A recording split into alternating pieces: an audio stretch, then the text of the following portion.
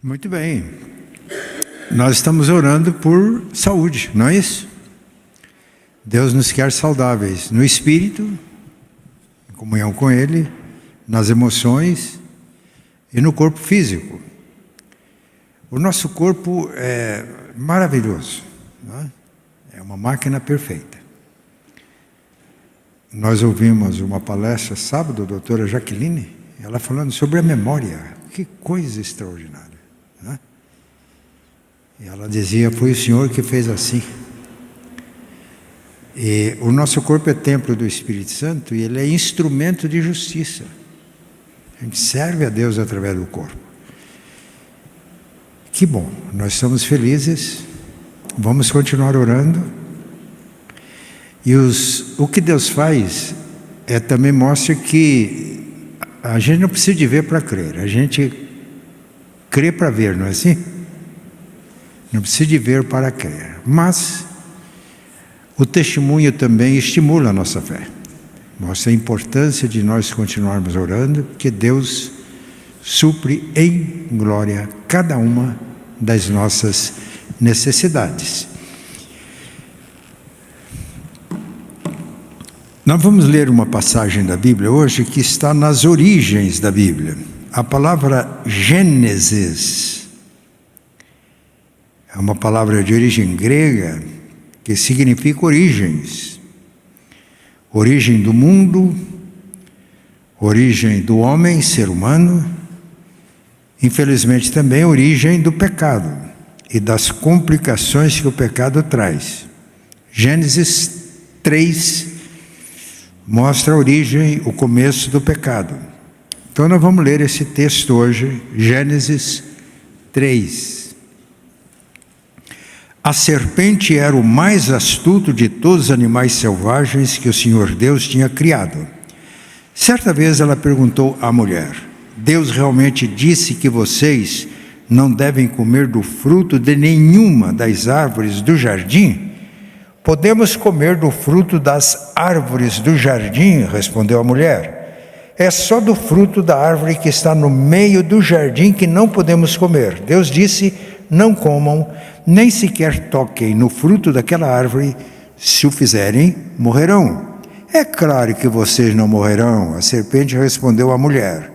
Deus sabe que no momento em que comerem do fruto, seus olhos se abrirão, e como Deus conhecerão o bem e o mal. A mulher viu que a árvore era linda e que seu fruto parecia delicioso e desejou a sabedoria que ele lhe daria. Assim, tomou do fruto e o comeu, depois deu ao marido que estava com ela e ele também comeu. Naquele momento, seus olhos se abriram e eles perceberam que estavam nus.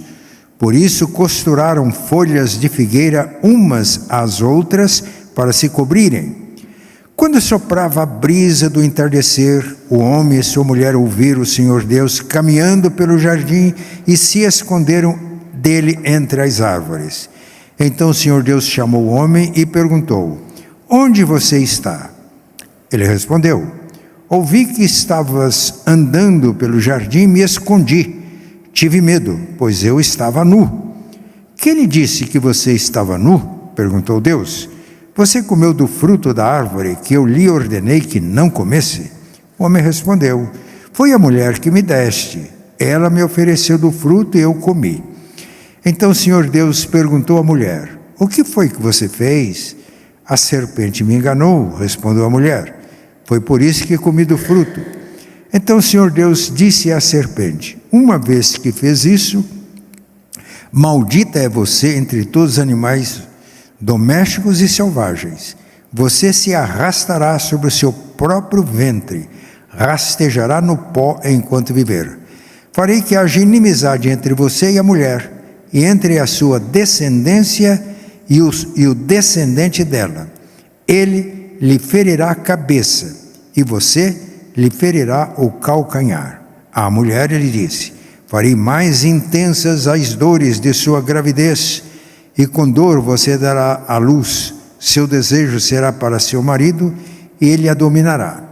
E ao homem ele disse, uma vez que você deu ouvidos à sua mulher, e comeu da árvore cujo fruto ordenei que não comesse, maldita é a terra por sua causa, por toda a vida. Terá muito trabalho para tirar da terra o seu sustento. Ela produzirá espinhos e ervas daninhas, mas você comerá de seus frutos e grãos. Com o suor do rosto você obterá alimento, até que volte à terra da qual foste formado, pois você foi feito do pó, e ao pó voltará. O homem, Adão, deu à sua mulher o nome de Eva, pois ela seria mãe de toda a humanidade. E o Senhor Deus fez roupas de peles de animais para Adão e sua mulher. Então o Senhor Deus disse: vejam, agora os seres humanos se tornaram semelhantes a nós, pois conhecem o bem e o mal. Se eles tomarem do fruto da árvore da vida e dele comerem, viverão para sempre. Para impedir que isso acontecesse, o Senhor Deus os expulsou do jardim do Éden, e Adão passou a cultivar a terra da qual tinha sido formado. Depois de expulsá-los, colocou querubins a leste do jardim do Éden e uma espada flamejante que se movia de um lado para o outro, a fim de guardar o caminho até a árvore da vida. O que essa passagem ensina para nós? Ensina algumas lições muito importantes. Eu vou destacar as palavras de Deus ao homem. Onde você está? Esta palavra revela algumas coisas importantes. Revela a graça de Deus.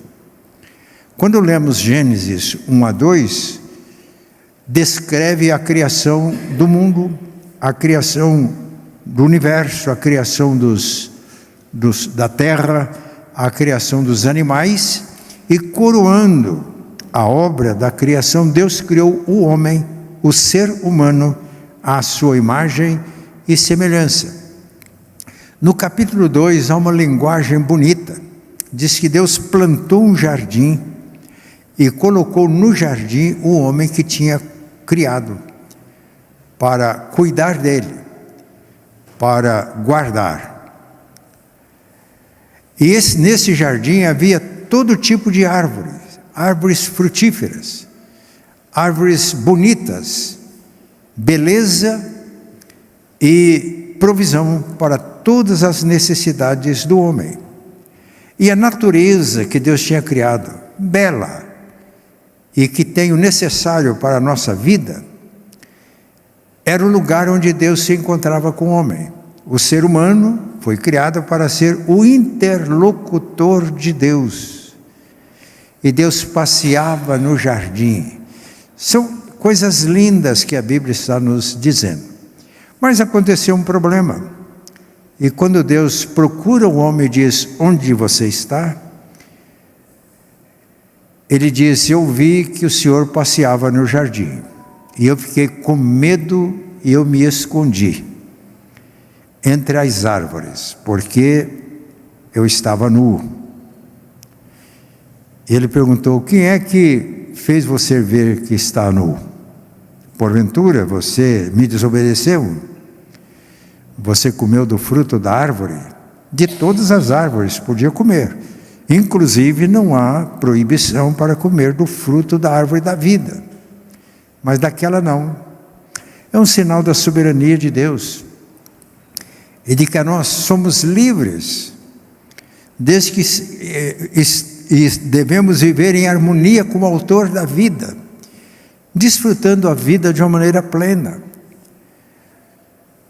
O pecado, o que seduziu a mulher e seduziu o homem, é que eles queriam ser igual a Deus.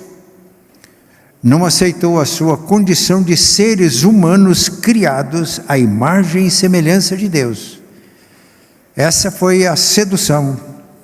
Você não vai morrer coisa nenhuma, disse a serpente que representa o diabo. Deus deu essa ordem porque Ele sabe que no dia que vocês desobedecerem, vocês vão conhecer o bem e o mal e vão ser como Deus. Essa é a tentação. É isso que continua até hoje, né? O presbítero Onésio me deu um livro, E Sereis como os Deuses. pessoas que exercem posição de autoridade e que querem e que vão muito além das atribuições que lhes são dadas pelas próprias leis do nosso país. E sereis como deuses. Essa é a tentação terrível. E quando fizeram isso, perceberam que estavam nus. Esta passagem da Bíblia nos revela algumas coisas importantes. Primeiro, revela a graça de Deus. Deus criou tudo bonito, bom, útil, desejável. Colocou aí o ser humano, o homem, a mulher. Eles pecaram, rebelaram-se contra Deus. Pecado é rebelião.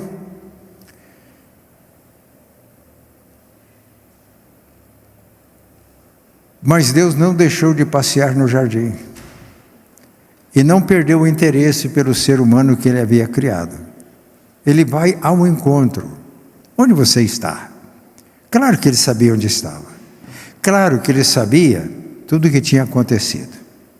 Mas isso demonstra o amor e o cuidado de Deus para conosco.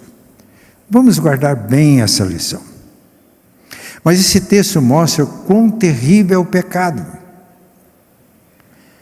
Quando o homem pecou, ele teve consciência que estava nu. E a nudez espiritual é muito mais séria do que a nudez física. A nudez traz para nós o sentimento da vergonha, não é assim? Se alguém sonha que está num lugar público, nu, ele procura formas, meios de se cobrir. Ele está expondo a sua nudez. Pior do que a nudez física é a nudez espiritual. E por que a vergonha? Por que temos vergonha de a nossa vida interior, a nossa vida íntima ser exposta? Por causa do pecado. Geralmente o ser humano faz tudo para esconder. Esconder os seus crimes, o seu pecado. O presbítero Onésimo é um desembargador aposentado. E que trabalho dá para a justiça para estabelecer a culpa real de alguém? Porque pode ser que na justiça humana condene-se um inocente. Mas aqueles que se sabem que não são inocentes, mas usam de todos os meios e recursos para esconder a realidade. Eu vi uma história interessante, que alguém que exercia um poder executivo recebeu o direito e a oportunidade de dar liberdade a alguém que ele escolhesse. Mas ele precisava de um critério. Ele não tinha, ele foi à penitenciária e foi conversando com os detentos. E o primeiro disse: qual foi o seu crime? O que você fez e está aqui? Falou: foi um equívoco. E no segundo, no terceiro, eu estou aqui injustamente.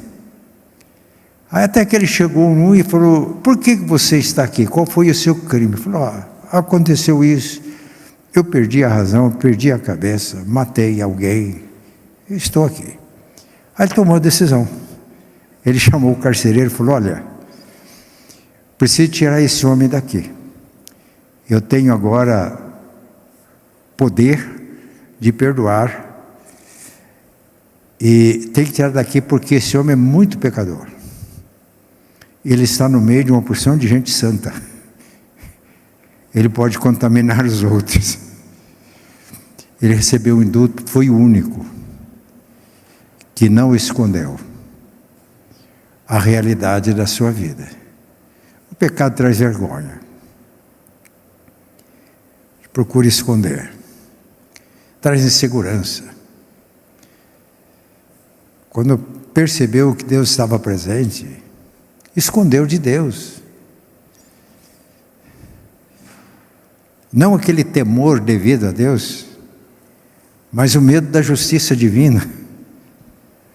O medo de Deus ia tratar do problema, da situação. O pecado, meus irmãos, deixa a gente na beira de um precipício.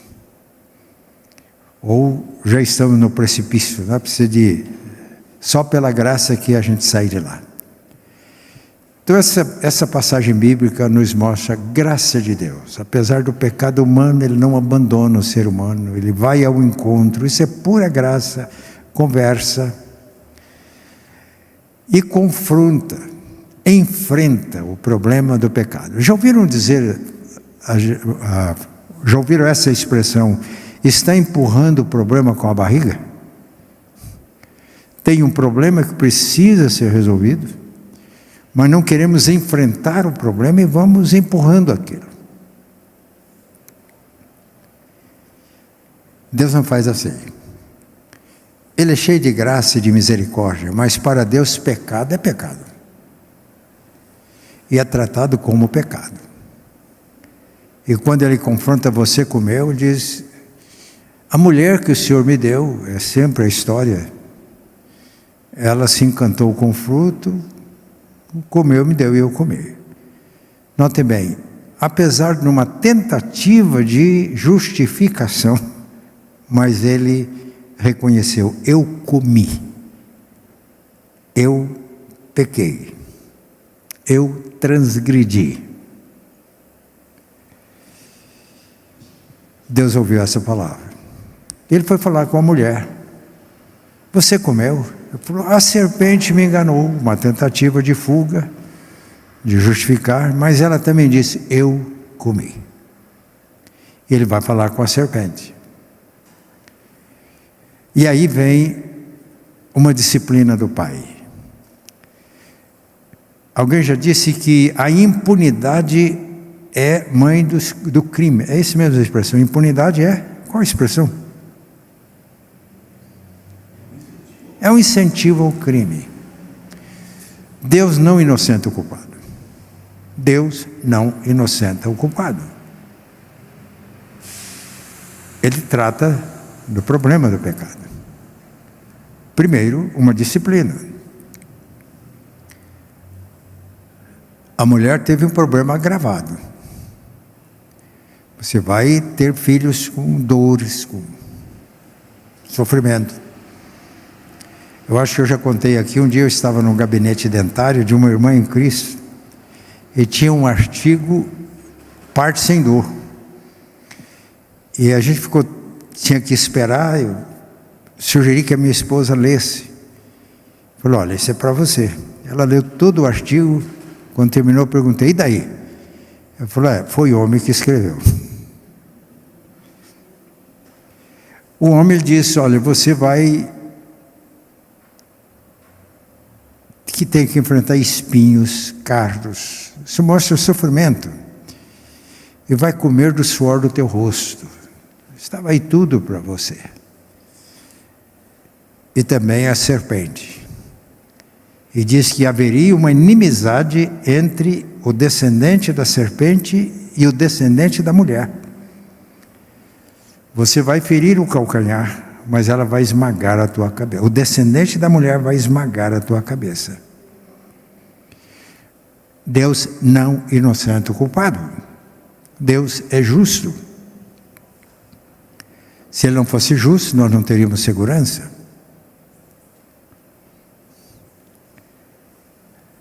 Se a gente lê a Bíblia, de Gênesis, Apocalipse, a descendência da serpente sempre pegando no calcanhar do povo de Deus. E fez tudo para destruir o descendente da mulher, Jesus. Quando ele conseguiu que as autoridades religiosas de Israel condenassem Jesus e a autoridade no Império Romano matasse Jesus, parece que ele tinha triunfado. Mas foi na cruz que Jesus esmagou a cabeça da serpente. Deus é justo. Ele não inocenta o culpado. Por isso, quando eles tiveram a consciência que estavam nus, tentaram remediar a situação.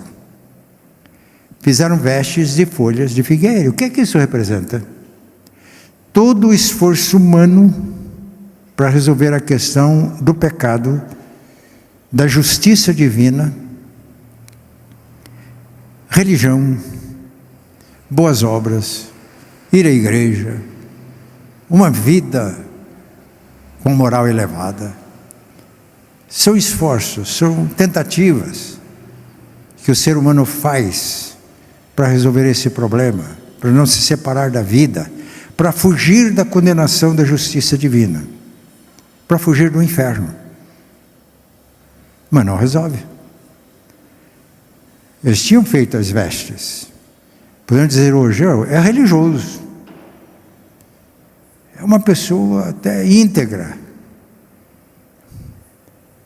Não resolveu? Depois que Deus mostra a sua justiça, a sua disciplina como Pai amoroso, Deus toma uma providência. Está claro no texto. Deus fez vestes de peles e cobriu a nudez dos nossos primeiros pais. Para fazer vestes de peles é preciso que haja um sacrifício. Sacrifício de um animal. Mais tarde, e depois os sacrifícios foram instituídos no sacerdócio levítico. Mas a carta aos Hebreus diz que o sangue de bezerros e de bodes não tem a força de satisfazer a justiça divina. E a Bíblia ensina que tudo aquilo era meio de Deus ensinar o seu povo de que só Ele podia resolver o problema do pecado. E para isso era necessário um sacrifício em lugar do homem, é o que fazia no Antigo Testamento, apontando para o descendente da mulher. E quando Jesus morreu na cruz, ele diz: está consumado, está feito. É a palavra grega tetelestai, está pago. É como se havia uma dívida impagável, alguém pagou, está pago. Não se pode cobrar mais, está pago. Há um carimbo. Jesus morreu na cruz para pagar a culpa dos nossos pecados, e só Ele satisfaz a justiça divina. Aquele que não conheceu o pecado, escreve Paulo aos Coríntios, Deus o fez pecado por nós, para que nele, em Cristo, a gente possa ser justiça de Deus e nos reconciliar com o Pai. Então o Evangelho começa em Gênesis, o anúncio da obra de Deus em Cristo, e todo o Antigo Testamento aponta para Jesus. O último profeta foi João Batista, e a Suzanne Dietrich, na década de 60, era uma líder estudantil conhecida no mundo. Na época eu li alguma coisa dela que eu achei interessante. Ela disse que desde Gênesis, Moisés, que escreveu Gênesis, os profetas, o último é João Batista, todos eles apontam para Jesus. Disseram coisas mais diversas sobre Jesus, principalmente o profeta Isaías, de maneira muito clara. Ele foi moído pelos nossos pecados, moído pelas nossas iniquidades, o castigo que nos traz a paz estava sobre ele, e pelas suas pisaduras fomos sarados. Mas ela diz, mas todos eles podiam dizer com João Batista: eis o Cordeiro de Deus que tira o pecado do mundo. Ele diz, e todos os que vieram depois de Jesus, como Pedro, no sermão que ele fez no capítulo 4, todos eles, Pedro, Paulo, os apóstolos, os pais da igreja, os reformadores, os avivalistas, hoje, todos estão apontando e podem dizer com Pedro, porque do céu abaixo não foi dado outro nome pelo qual importa que sejamos salvos, a não ser o nome de Jesus. Essa é a importância da Bíblia para nós. É a história que mostra a graça de Deus, que não desiste do pecador. É a história que mostra o pecado como o pecado é. Eu estou dando aulas de evangelização, e domingo eu disse que quando a evangelização não é bíblica, ela vai destruindo a realidade da igreja. Vamos criando base para crentes nominais, que perderam a consciência de quem é Deus, que perderam a consciência do que é o pecado, perderam a consciência daquilo que Jesus realmente fez, e a consciência de como podemos nos reconciliar com o Pai. E começamos, às vezes, a igreja começa a pregar um evangelho tipo autoajuda, uma obra de Cristo como aquele que resolve os nossos problemas, um pronto-socorro. Por isso, a nossa oração é para que a gente volte ao Evangelho, que é o Evangelho da graça,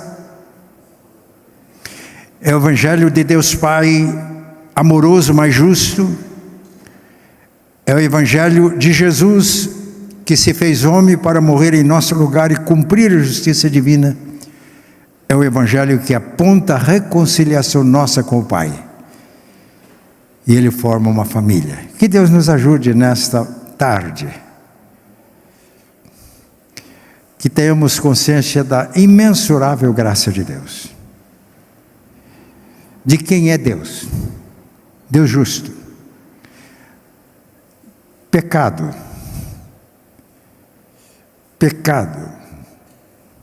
nos separa de Deus, e o pecado condena o pecador à perdição e à reconciliação com o Pai. Isso já está em Gênesis, e essa mensagem vai de Gênesis a Apocalipse e chegou até nós. Que Deus nos ajude. A saúde espiritual é a reconciliação com o Pai. Eu me lembro que uma vez recebi para aconselhar como pastor, e a pessoa estava cheia de problemas. Eu disse, bem, eu posso te ajudar a resolver esse problema pontual, mas você vai continuar com o problema, a não ser que você reconcilie com o Pai. Busque em primeiro lugar o reino de Deus e a justiça do reino realizada em Cristo, e as outras coisas serão acrescentadas. E quando eu conversei um pouco, ele olhou para mim e falou, faz sentido. E naquele dia, ele entregou a vida a Cristo. E o problema que tinha, o problema do casamento muito sério, foi resolvido quando ele reconciliou-se com o Pai. Eu fui procurado por um professor universitário, disse, pastor, eu preciso de ajuda. Ele já olhou para mim e falou, não é ajuda financeira. Ele tinha um problema muito sério, problema sentimental. Eu percebi que era a mesma coisa. Falei, filho, você resolve esse problema, vai estar com outros problemas, porque seu problema não é o fulano, é Beltrano, o seu problema é você. O pecado que te afasta de Deus. Foram muitos encontros. Me lembro que eu tive quase 20 encontros com ele, até que ele entregou a vida a Cristo. E isso é a mensagem. Porque quando nós nos reconciliamos com o Pai, isso traz saúde emocional também para nós. Traz alegria, traz bom ânimo, alegria até no sofrimento. Traz saúde física. O coração alegre aformoseia o rosto, não é isso que a Bíblia fala? Mas é a partir daí. Hoje nós tivemos testemunho. Esse é o nosso Deus. Mas Ele veio para trazer a cura básica, a cura fundamental, a cura espiritual. Deus nos quer saudáveis, no espírito, na alma e no corpo.